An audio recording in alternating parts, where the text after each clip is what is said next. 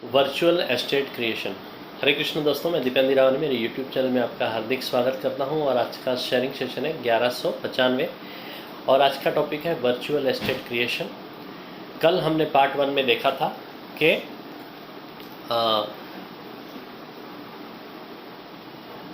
India में ज़्यादा करके लोग इन्वेस्टमेंट जो करते हैं वो रियल एस्टेट में करते हैं, या तो गोल्ड में करते हैं, और या तो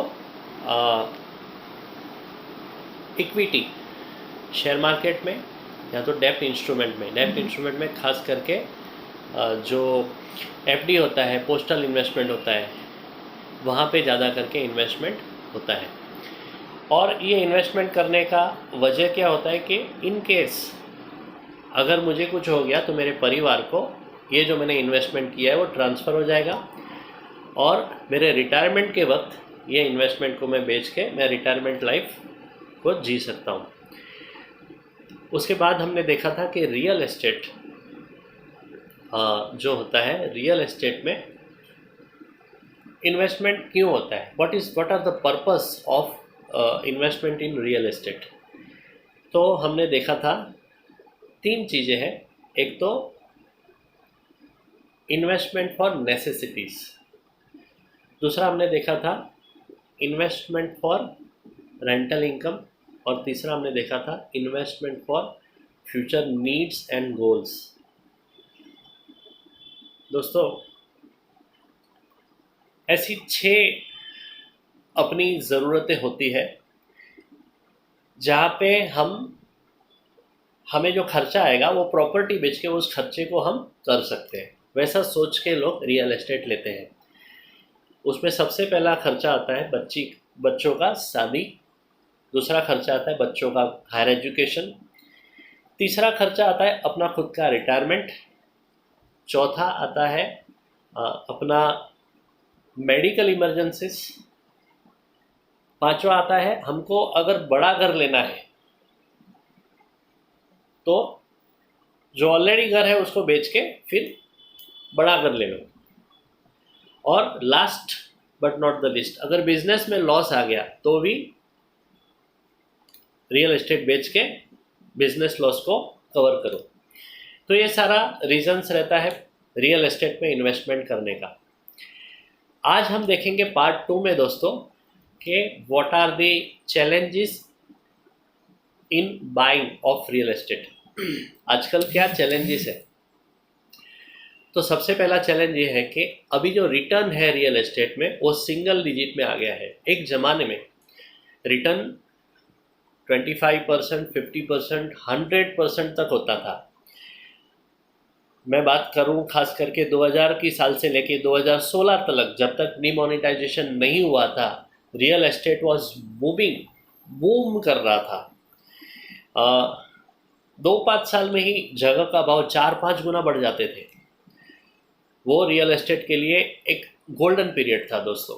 मगर आजकल क्या हो रहा है, रियल एस्टेट का जो एप्रिसिएशन है ना, वो नॉर्मल एप्रिसिएशन होता है, जैसा बाकी इन्वेस्टमेंट में होता है वैसे रियल एस्टेट में भी होता है। और कहीं कहीं पे तो रियल एस्टेट में एप्रिसिएशन होता नहीं है बल्कि डेप्रिसिएशन होता है। उतना एप्रिसिएशन नहीं होता है बल्कि भाव स्टेबल रहता है, या तो कभी कभी कम भी हो जाता है।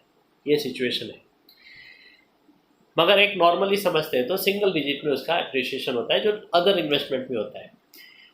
दूसरा चैलेंज क्या है बाइंग ऑफ रियल एस्टेट। दूसरा ये है कि job loss, fear of job loss. आजकल ज़्यादा करके लोग लोन पे घर लेते हैं, लोन पे लेते हैं, इन्वेस्टमेंट के तौर पे भी लेते हैं, एक्चुअल यूज़र है या तो इन्वेस्टमेंट पे लेते हैं, मगर लोन पे लेते हैं। और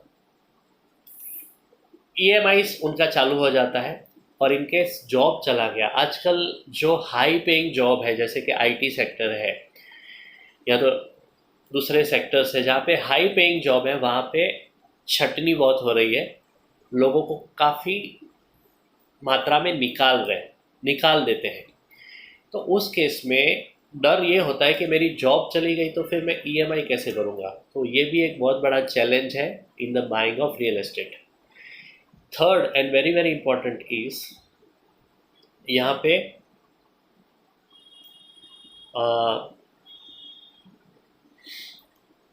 जो लोन मिलता है ना, वो ना रेट ऑफ इंटरेस्ट उसका बड़ा हाई हो गया है। 9.5% रेट ऑफ इंटरेस्ट हो गया, जो आज से 1 साल पहले या 1.5 साल पहले rate of interest was only 6.5%, जो अभी 9.5% हो गया। तो वो भी एक बहुत बड़ा चैलेंज है। इसके लिए भी लोग रियल एस्टेट नहीं लेते हैं बिकॉज ऑफ हाउसिंग लोन 9.5% हो गया। Fourth, taxation, higher taxation. जो एस्टेट ड्यूटी और रजिस्ट्रेशन का जो खर्चा है वो 5% to 7%, भले वो वन टाइम इन्वेस्टमेंट है या तो वन टाइम भरना पड़ता है, मगर वो एक बड़ा खर्चा है। तो high taxation is also the challenge for buying the real estate. उसके बाद लोन पूरा नहीं मिलता है, 80% तक लोन मिलता है, 20% तो डाउन पेमेंट करना पड़ता है, हमें खुद भरना पड़ता है। तो 100% loan is not available. And उसके बाद डीमोनेटाइजेशन के बाद खास करके ब्लैक मनी का चलान बहुत कम हो गया है।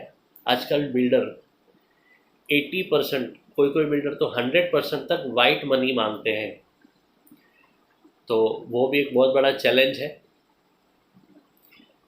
And last but not the list, अगर अंडर कंस्ट्रक्शन प्रॉपर्टी है तो उस केस में